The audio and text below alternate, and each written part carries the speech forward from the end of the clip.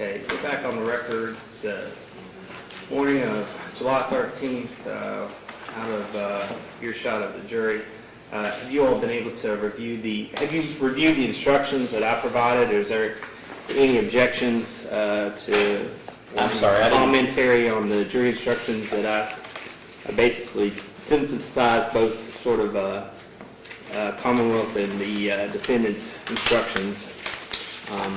Took a little bit from both.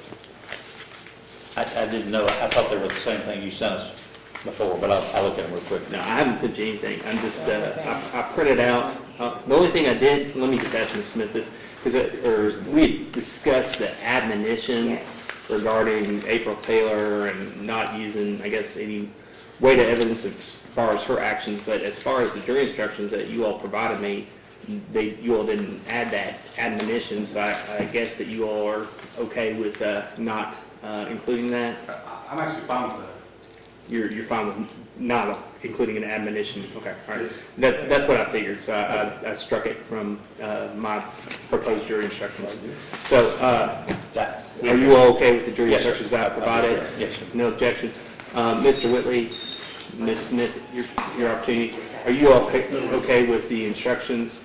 I tell you what, yeah, Ms. Middleton, can you wait outside for just a minute? I think we're gonna. We'll call a public in just a second. I guess the news media's here, but are you all any objections to the jury instructions? No, I think that every definition is attributed to every offense is included. Okay.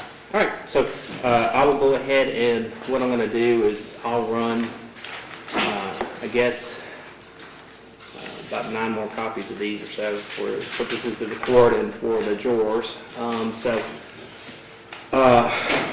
Let me ask any other things we need to discuss before 9 a.m. jury called in. I appreciate that we've had discussion that we'll ask you to announce ready as far as defense.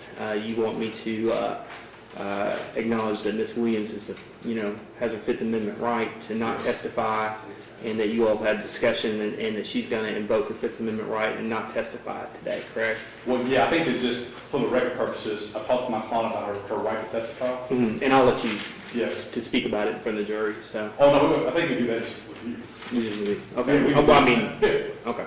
All right.